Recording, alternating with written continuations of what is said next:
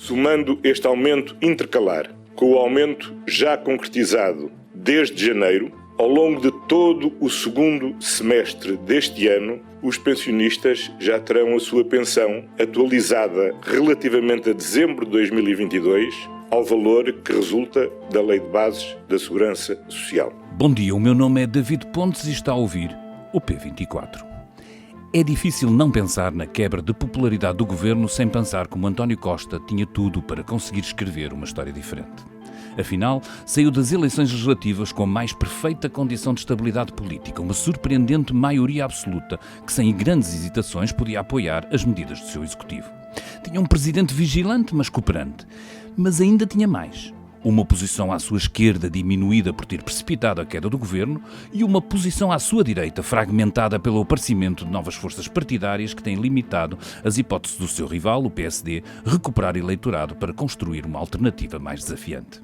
É óbvio que tinha ainda os efeitos da pandemia e uma guerra que colocava incerteza no horizonte, mas também tinha os milhões do plano de recuperação e resiliência. E, como pudemos ver ontem, tem uma situação financeira e económica do país que está razoavelmente melhor do que seria de esperar. Tudo para correr bem, mas por erros próprios alimentados por um clima de crispação política, o governo tem vivido dificuldades que fazem com que se discutam até cenários de dissolução do Parlamento e de substituição de António Costa à frente do PS. É por isso que, em resposta a essa queda de popularidade, um pouco como uma manobra eleitoral, mas também refletindo melhoramentos naquilo que se esperava da economia, no emprego, nas finanças públicas e na segurança social, o governo decidiu abrir os cordões à bolsa e distribuir um aumento de pensões de 3,57% a partir de julho. A isto junta-se o IVA a 0% para um cabaz básico de produtos alimentares, o apoio trimestral de 90 euros às famílias mais vulneráveis, o pagamento do reforço do abono de família, os apoios aos juros de crédito à habitação e rendas, um aumento intercalar na função pública com retroativos a janeiro e o aumento de subsídio de refeição na função pública. Se lhe juntarmos ainda as promessas de Medina de menos IRS todos os anos até 2027 e de não intensificar a redução do déficit em 2023, temos um cenário próximo do arco-íris. É quase caso para lembrar uma frase do atual líder da oposição no período da Troika, que disse um dia que a vida dos portugueses não está melhor, mas a do país está melhor. No caso do governo de António Costa, a frase seria: a vida do governo está na pior, mas a do país está muito melhor e a dos portugueses vai poder melhorar um bocadinho. Para vos falar de algumas destas melhorias, o Ruben Martins esteve à conversa com a Raquel Martins, jornalista de Economia. Um dia deste tenho que fazer outra vez a piada do "e não são primos". Não somos mesmo, David. Comecei por perguntar à Raquel Martins o que é que afinal o Primeiro-Ministro tinha anunciado nesta segunda-feira. Nesta segunda-feira, o Primeiro-Ministro anunciou que as pensões iriam ter um aumento extraordinário de 3,57%. Este aumento vai ter efeitos a partir de julho e vai se destinar a todas as pensões até aos 5.700 euros aproximadamente. Este aumento intercalar, que agora foi anunciado, de certa forma vem dar resposta a uma dúvida que se arrastava desde setembro do ano passado, porque na altura o Governo disse que iria fazer um aumento das pensões em 2023 de forma diferente do que é o habitual. O que foi anunciado foi precisamente a correção de um problema que foi criado no ano passado, quando se decidiu atualizar as pensões de forma diferente do que é habitual. Se tivessem sido respeitadas as regras que estão previstas na lei, as pensões até aos 900 euros, mais ou menos, teriam tido um aumento de 8,4%. E, na verdade, o aumento que foi dado em janeiro foi de 4,8%. Isto porquê? Porque o Governo, em outubro, decidiu antecipar uma parte do aumento que seria devido em janeiro. Agora, o que o Governo vem dizer é que o valor das pensões que estão a ser pagas em 2023 vai, de certa forma, ser corrigido para que em dezembro deste ano o valor que a pessoa vai receber seja o valor correspondente a este aumento de 8,42%. Isto é importante porquê? Porque embora as pessoas tenham recebido um complemento no ano passado, esse complemento não foi integrado no valor da pensão, o que significa que quando se fizesse a atualização das pensões em 2024, o valor que serviria de base a esse aumento seria menor do que o que deveria ser. Portanto, de certa forma, o Governo corrige o valor base para que o aumento em 2024 não se traduza numa perda para os pensionistas e, ao mesmo tempo, legitima o complemento que foi dado em outubro, uma vez que este complemento, que começa a ser pago em julho deste ano, vai no final deste período, no final de 2023, as pessoas acabarão por sair de certa forma beneficiadas, porque recebem o aumento e receberam um complemento em outubro que não é um complemento total que vão ganhar, mas será um complemento que, por exemplo, para uma pensão de 500 euros, o complemento em outubro foi de 250 euros e, na verdade, assim, no final do ano, se juntarmos esse complemento com os aumentos que foram feitos em janeiro e que serão feitos em julho, a pessoa terá recebido um bónus, entre aspas, no valor de mais ou menos 140 euros.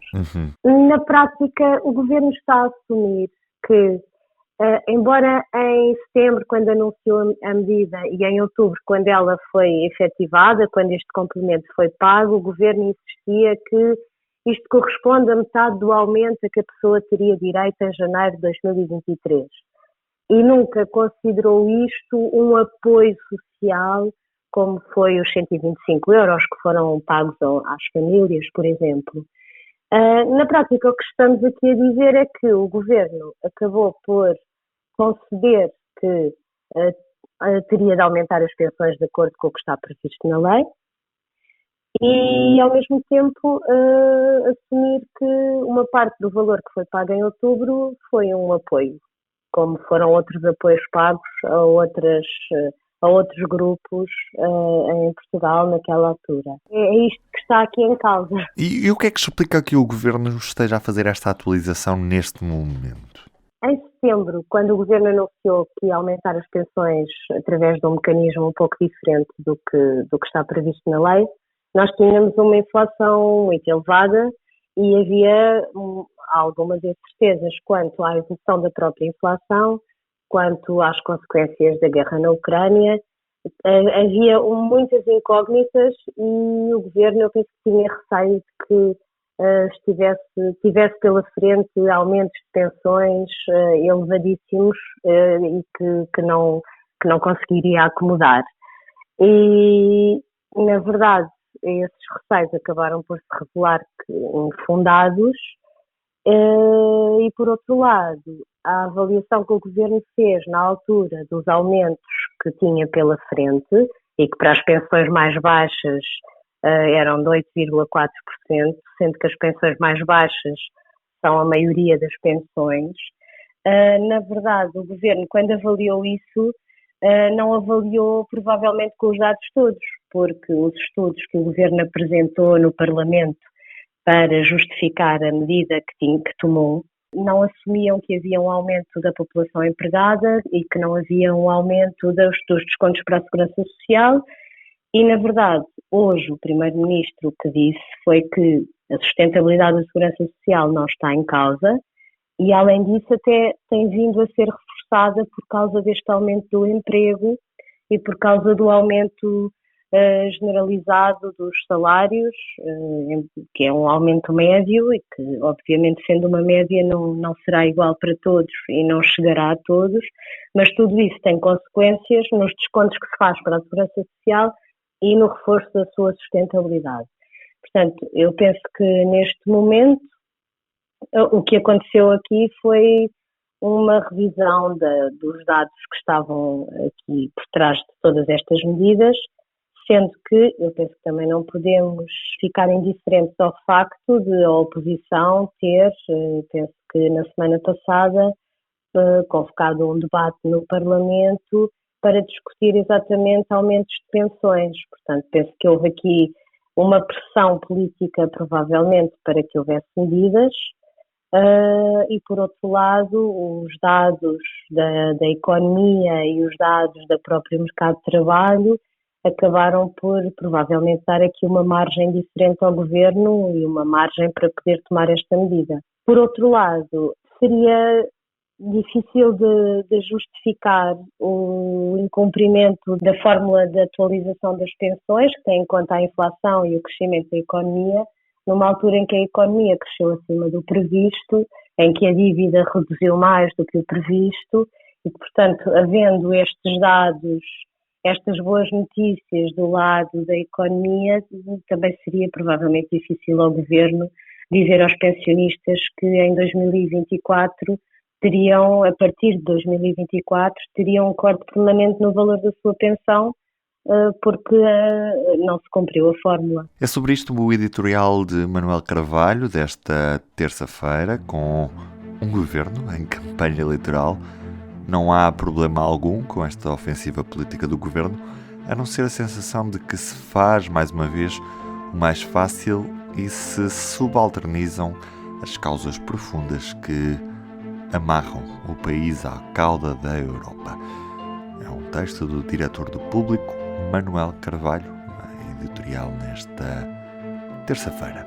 Dia em que também, por exemplo, no online, olhamos para a cidade dos 15 minutos, uma ideia polémica e porquê.